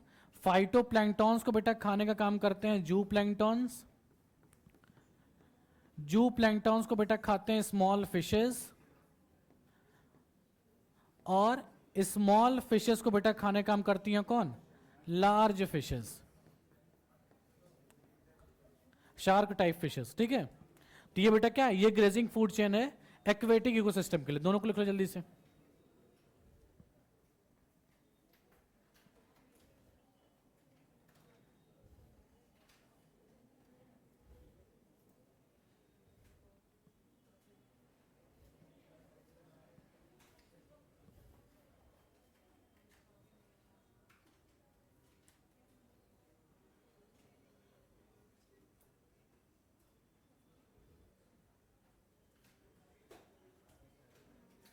अब इसमें क्या बचा है बेटा?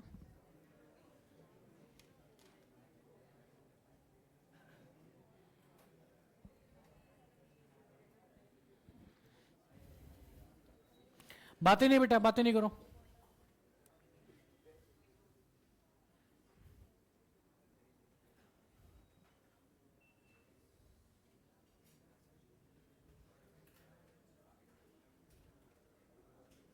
अच्छा, इसमें किसी का इस बार टेस्ट में बॉटनी में आया था 180? किसका? गोपाल का बताया मुझे वो। 140 किसका आया है? तुम्हारा। क्योंकि इस बार बच्चों को बड़ा कम नंबर आया है शायद, मॉलिक्यूलर मतलब जो चैप्टर था। आपको सच में उसमें डाउट ज़्यादा है क्या?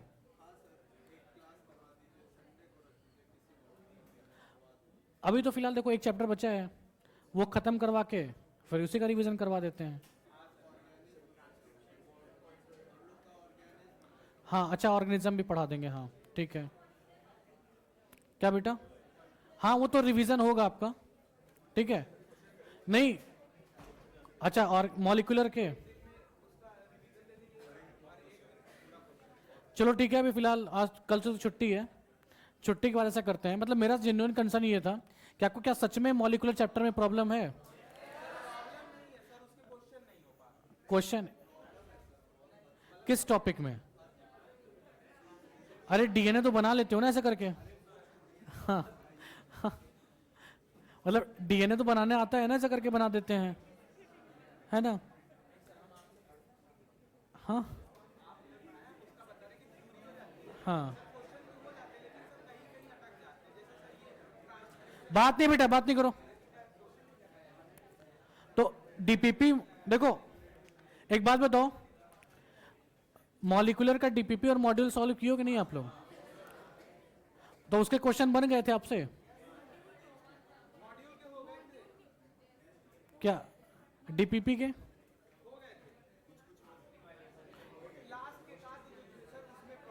तो जैसे देखो, अगर प्रॉब्लम था तो मेरे से आके पूछना था, कोई आया ही नहीं मेरे पास आज तक। क्या?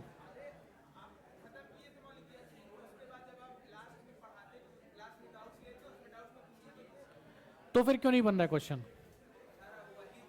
अच्छा चलो ठीक है, कोई नहीं तो। अच्छा एक बात बताओ, बात नहीं बेटा, नेक्स्ट टेस्ट में क्या आ रहा है अब? पहला ही चैप्टर आ रहा है? अच्छा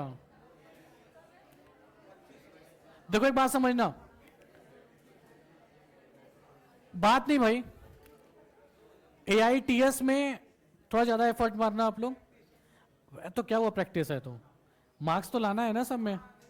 ठीक है, तो अभी जैसे एक ही चैप्टर आ रहा है तो उसमें उम्मीद कर सकते हैं ना कि 180 आ जाएगा एआईटीएस वाले में। कब एआईटीएस? 25 को है। चलो फिलहाल उसमें देखते हैं, और नहीं तो बेटा जब ये चैप्टर खत्म हो जाएगा आपका, मतलब सिलेबस ही खत्म हो जाएगा, फिर उसके बाद कभी एक दिन मॉलिक्यूलर का क्लास रख लेंगे। ठीक है, रिवीजन क्लास रख लेंगे उस टाइम पे। ठीक है, चलो फिलहाल तब का तब देखेंगे। ठीक है, अभी देख लेते हैं इसको। बात नहीं बेटा पीछे, फर्स्ट फूड चेन हो गया आपका, ग्रेजिंग फूड चेन। नेक्स्ट बेटा लिखेगा आप लोग डेट्राइटस। बेटा पीछे बात नहीं करो भाई, वो लगी हुई है बात करने में। कह रहा हूं बात नहीं करना है, तुम्ही से बोल रहा हूं बेटा, जो हंस के बात कर रही थी उससे कह रहा हूं बात नहीं करना है। ठीक है, नेक्स्ट लिखो। नेक्स्ट बेटा हमारे पास क्या है? Detritus food chain.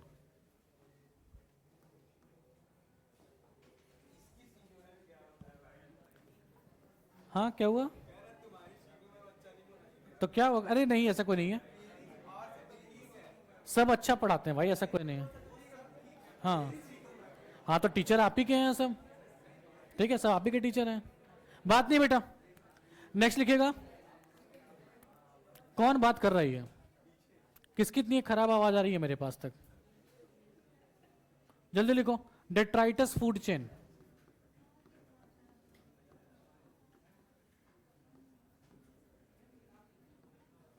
Detritus food chain, लिख लो बेटा इसको।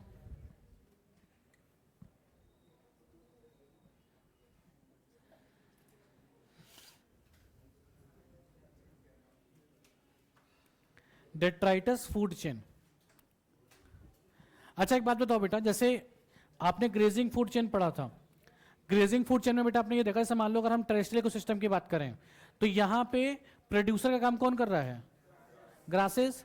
बाकी ये सब क्या है बेटा? कंज्यूमर। ये प्राइमरी कंज्यूमर है, ये सेकेंडरी है, टर्शरी और ये क्वार्टिनरी। सेम बेटा यहाँ पे अगर देखेंगे तो यहाँ पे प्रोड्यूसर फाइटोप्लैंक्टॉन्स है, यहाँ ये प्राइमरी कंज्यूमर, सेकेंडरी, और ये क्या है बेटा? Tertiary consumer. एक बात बताओ, डेट्राइटस फूड चेन के कंडीशन में, डेट्राइटस फूड चेन के कंडीशन में प्रोड्यूसर का काम कौन करेगा?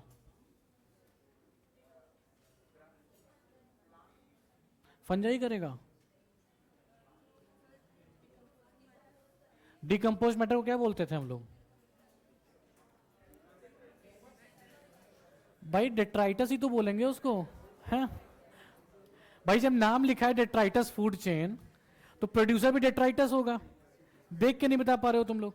चलो देखो, अगर बेटा डेट्राइटस फूड चेन की बात करेंगे, तो यहां जो प्रोड्यूसर है वो कौन है? डेट्राइटस। डेट्राइटस को बेटा लेट सपोज मान लो खाने वाले होते हैं अर्थवर्म। इसको बेटा कौन खा रहा है? अर्थवर्म खा रहा है, ठीक है। और लेट सपोज बेटा मान लो अर्थवर्म को कौन खा रहे हैं? बर्ड्स खा रहे हैं, ठीक है। और बेटा बर्ड्स को खाने वाले कौन है? फैल्कॉन। तो ये भी क्या हो गया हमारा? ये एक हमारा डेट्राइटस फूड चेन हो गया।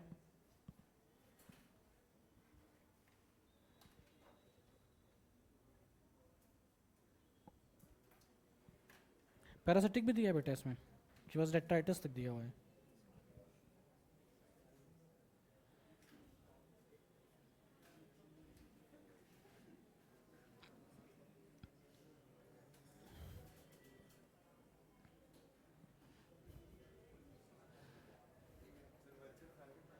हाँ हाँ, फैल्कन वल्चर में ही होता है।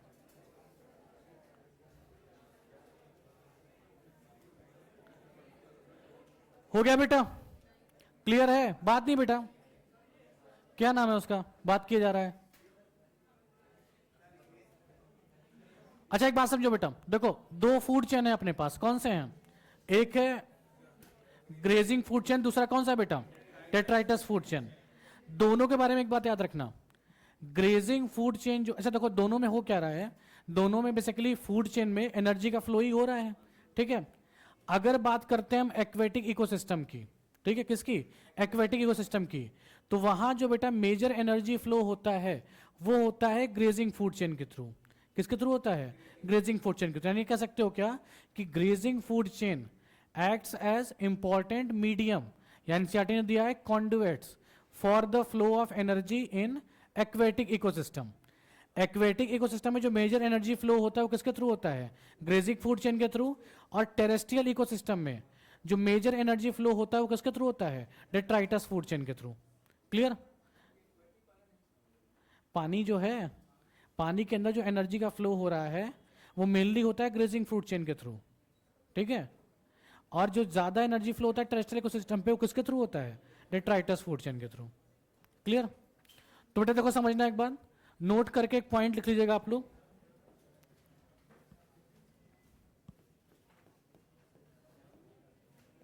क्या है बेटा?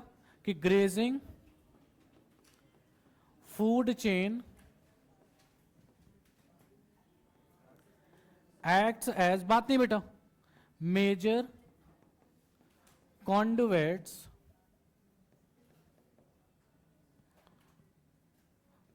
for the energy flow in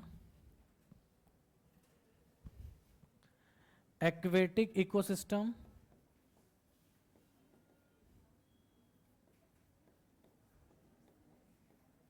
while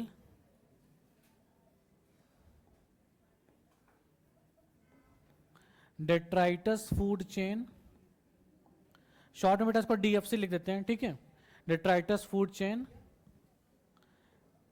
acts as major conduits for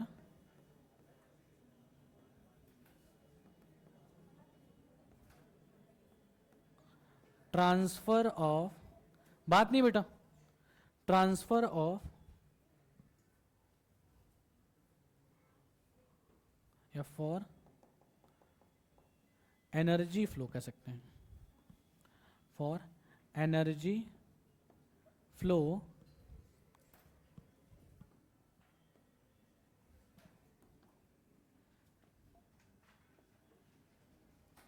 on terrestrial ecosystem.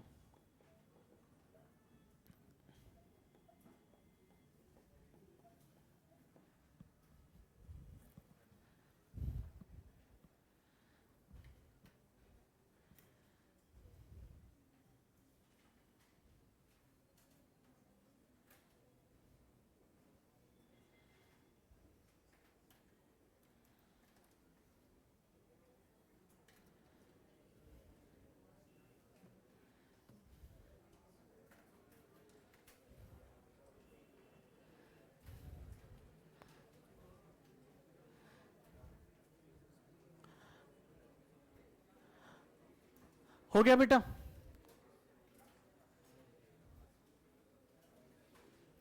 Clear है यहां तक? तो ये फूड चेन समझ में आया आपको, दोनों टाइप का, इसमें कोई दिक्कत तो नहीं है किसी को? अच्छा एक बात बताओ, जैसे बेटा मान लो ये फूड चेन है, मान लो बेटा हम पहले फूड चेन की बात कर रहे हैं, ठीक है, या अगर मान लो बेटा हम डेट्राइटस फूड चेन की बात कर रहे हैं, यहां बेटा क्या है, अर्थवर्म को कौन खा रहा है? बर्ड्स खा रहा है, ठीक है, और बर्ड्स को फैल्कॉन खा रहा है, बर्ड्स को स्नेक भी तो खा सकता है, बर्ड्स को बेटा स्नेक भी तो खा सकता है। यानी आप ये कह सकते हो ना कि स्नेक जो है वो ग्रेजिंग फूड चेन में भी कनेक्टेड होगा और डेट्राइटस फूड चेन में भी कनेक्टेड होगा, हो सकता है ना ऐसा, ठीक है। या फिर बेटा जो ईगल है, ठीक है, या मान लो जैसे बेटा फ्रॉग है, ठीक है, फ्रॉग भी तो अर्थवर्म खा सकता है, ठीक है। तो यानी जो फ्रॉग है वो ग्रेजिंग फूड चेन में भी होगा और किस में होगा? डेट्राइटस फूड चेन में भी। जैसे एक बात समझना, क्या इकोसिस्टम में फूड चेन हमेशा ऐसा लीनियर फॉर्म में होगा? नहीं होगा, इंटरकनेक्टेड होता है। जैसे बेटा क्या है कि कोई एक ऑर्गेनिज्म एक से ज्यादा ट्रॉफिक लेवल पे भी हो सकता है, ठीक है। जैसे बेटा बर्ड्स है, बर्ड्स अभी यहाँ पे क्या है, प्राइमरी सेकेंडरी कंज्यूमर है या प्राइमरी कॉर्निवोर्स है। अगर बेटा बर्ड्स की बात करेंगे तो इस कंडीशन में ये सेकेंडरी कंज्यूमर है ना, या फिर प्राइमरी कॉर्निवोर्स है। या फिर अगर बेटा मान लो ये बर्ड्स जाके कोई फ्रूट्स खा लेता है तो उस कंडीशन में तो बर्ड्स हर्बीवोर्स हो जाएगा, ठीक है। यानी बेटा हम ये कह सकते हैं कि कोई भी ऑर्गेनिज्म एक से ज्यादा फूड चेन में भी हो सकता है और कोई ऑर्गेनिज्म एक से ज्यादा ट्रॉफिक लेवल पे भी हो सकता है। यानी जो ऑर्गेनिज्म है फूड चेन में वो क्या होते हैं बेटा? इंटरकनेक्टेड होते हैं। कैसे होते हैं बेटा? वो इंटरकनेक्टेड होते हैं। और इसीलिए एक ऑर्गेनिज्म क्योंकि एक से ज्यादा ट्रॉफिक लेवल पे है और एक से ज्यादा लेवल पे वो इंटरकनेक्टेड है, या एक से ज्यादा फूड चेन पे वो क्या है? इंटरकनेक्टेड है। इसीलिए बेटा हम फूड चेन टर्म यूज करके ना क्या यूज करते हैं? फूड वेब यूज करते हैं, ठीक है। आपने पहले इसके बारे में पढ़ा होगा। जैसे देखो, अगर इस डायग्राम को देखें, जैसे बेटा देखो क्या है, ये हमारे क्या बेटा, ये अभी तो ये क्या है, अभी तो ये कॉर्निवोर्स हो गया, लेकिन ये हर्बीवोर्स भी हो सकता है, ठीक है। तो बेटा याद रखिएगा, एक बेटा पॉइंट केवल लिख लो कि organisms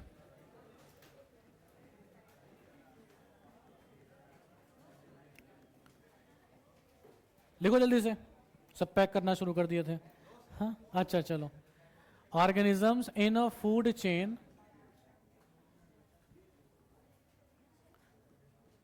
may be interconnected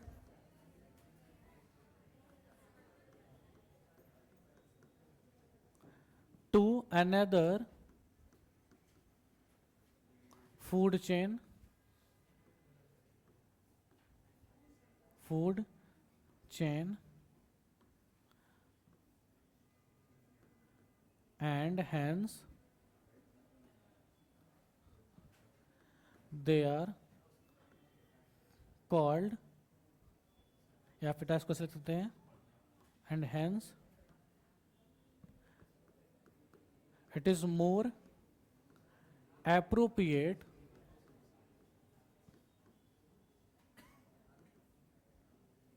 to called food web. इसको बेटा क्या कहना ज्यादा अच्छा होगा? Food web.